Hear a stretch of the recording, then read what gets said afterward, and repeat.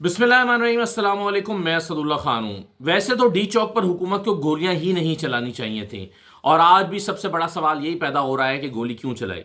लेकिन उसके बाद जो अता तारड़ साहब ने पठानों को ललकारा, उनका मजाक उड़ाया, उन्हें बुजदिली के ताने दिए, उन्हें चप्पलें, जूते और कपड़े छोड़कर भाग जाने पर उन पर फिक्र कसे, उन पर फब्तियाँ कसीं, इसने खैबर पख्तूनख्वा में बसने वालों को बहुत इश्ताल दिलाया है, बहुत गुस्से में मुब्तला कर दिया है, उन्हें शर्मिंदा किया है। और एक तो गोलियां मारी, यानी एक तो आप गोलियां मारी, और जब वो अपनी जान बचाने के लिए भागे तो आपने उनका मजाक उड़ाया। अता तारड़ साहब को ये नहीं करना चाहिए था।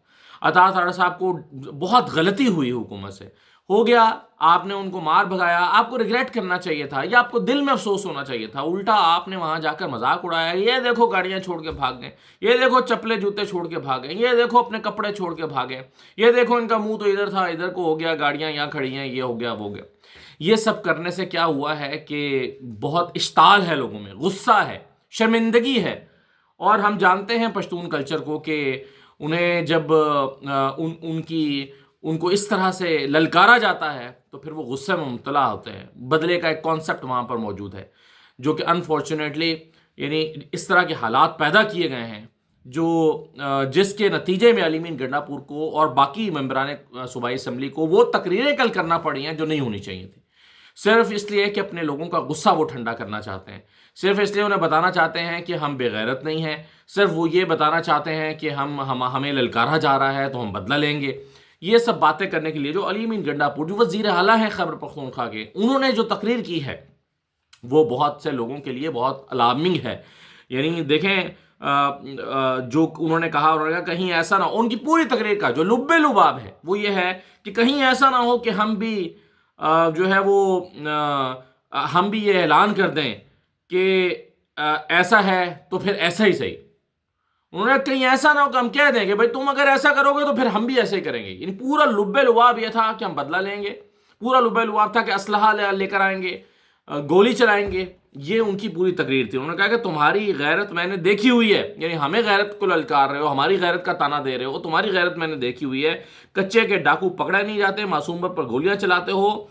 और उन्होंने कहा कि 100 से ज्यादा बंदे पकड़े गए, जब पकड़े जाते हो तो नारा लगाते हो इमरान खान जिंदाबाद, लख दी राना तुम्हारे पे। ये अल्फाज उन्होंने इस्तेमाल किए।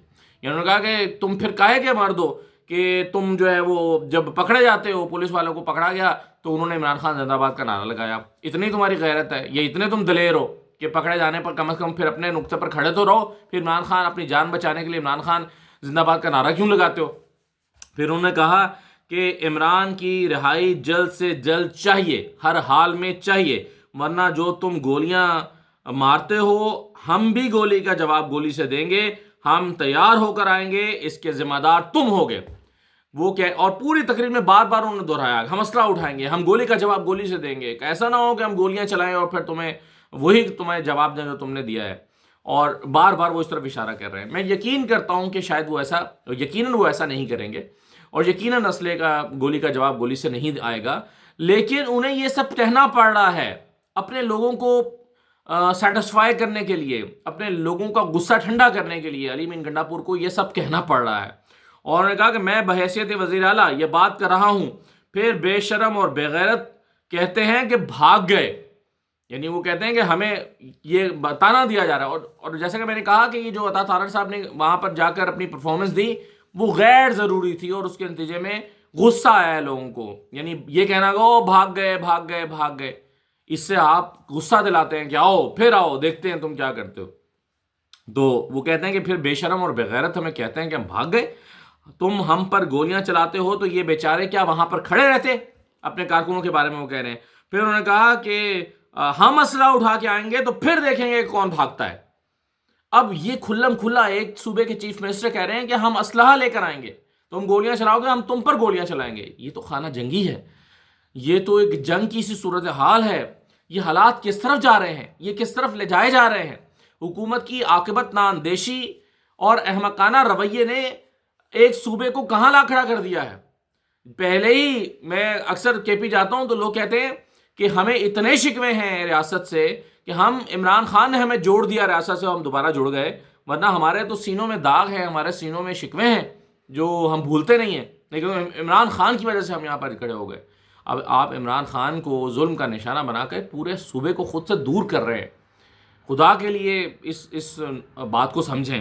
پھر علی امین گنڈا پور نے کہا کہ ہمارا لیڈر کہتا ہے پرامن رہو، ڈرو اس دن سے جب گولی کا جواب گولی سے دیں گے، اسلحہ ہمارے پاس بھی ہے، پیسہ ہمارے پاس بھی ہے، کہیں ایسا نہ ہو کہ ہم اپنے گھر اور جائیدادیں بیچیں اور اس سے اسلحہ لے کر تمہارے سر پر آ جائے.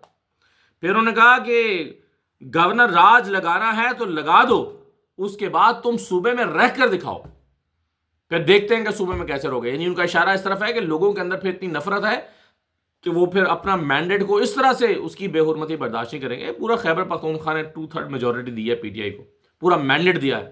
آپ اس مینڈیٹ کو اٹھا کے کچرا دان میں ڈال کے ایک گورنر مسلط کرنا چاہتے ہیں، گورنر رول لگانا چاہتے ہیں، اور اس پر بات کر رہے ہیں، اور اس پر روز محض اس پر گفتگو کر رہے ہیں، اس پر حمایت اکٹھی کر رہے ہیں، اس پر کابینہ کے لوگوں سے رائے لے رہے ہیں، کابینہ کے لوگ اس پر حمایت کرتے نظر آ رہے ہیں. تو آپ یہ کر کے لوگوں کو مزید اشتعال دلانا چاہتے ہیں. تو اس نے علی امین گنڈا پور نے کہا پھر یہ کر کے دکھاؤ، دیکھتے ہیں اگر تم کیسے کرتے ہو. انہوں نے کہا کہ جب عمران خان سے میں کہوں گا، عمران خان بار بار امن کی بات کرتے ہیں، میں عمران خان سے کہوں گا کہ جب امن کمزوری بن رہا ہو تو آئندہ ہمیں پرامن رہنے کا نہ کہنا.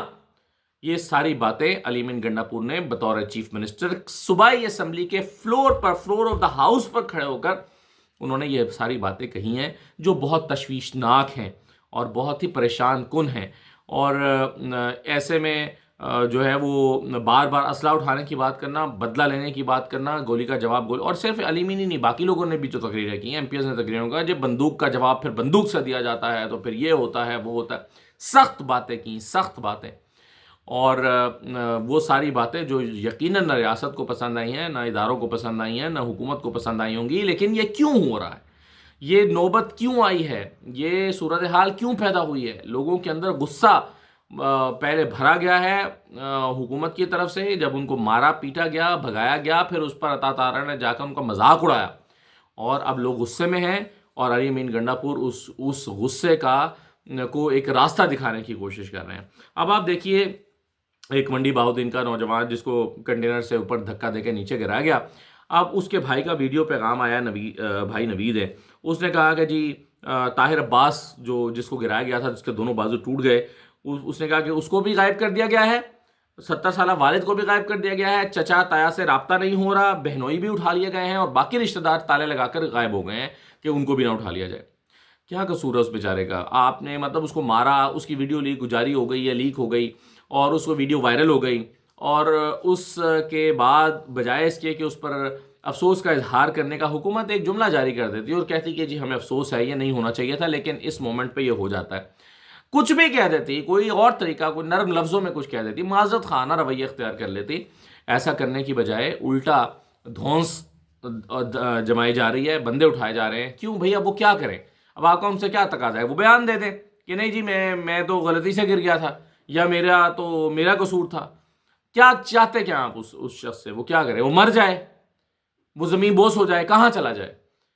تو اس پر پھر حامد میر صاحب نے ٹویٹ کیا، انہوں نے کہا کہ ایسے بیانات پہلے بلوچ، پختون، سندھی یا اردو سپیکنگ کی طرف سے آتے تھے، اب پنجاب سے لاپتہ ہونے والوں کی تعداد بھی بڑھتی جا رہی ہے. یعنی یہ جو لاپتہ ہوئے ہیں، یہ جو بھائی نوید ہے، اس کے بیان کے مطابق اس کو بھی، طاہر عباس کو بھی غائب کر دیا گیا، اور باقی لوگوں. تو کہتے ہیں کہ یہ پہلے جو ہے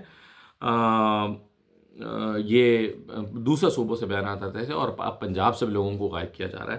تو یہ ایک تشویشناک صورتحال کی طرف حامد میر اشارہ کر رہے ہیں. تو اب مسئلہ یہ ہے کہ حکومت جو ہے وہ اپنی اس کو کامیابی سمجھتی ہے کہ گولیاں چلنے سے جو لوگ مارے گئے ہیں یا جو اصل حقائق ہیں وہ سامنے نہ آئیں. یعنی حکومت یہ کہتی ہے کہ اصل حقائق سامنے نہ آئیں، یہی اس کی کامیابی ہے. یعنی اب آپ حکومت پوری اس پر زور لگانے میں لگی ہے کہ بس کسی طرح سے اس معاملے کو دبا کے رکھو. اگر دبا لیا تو سمجھو ہم کامیاب ہیں.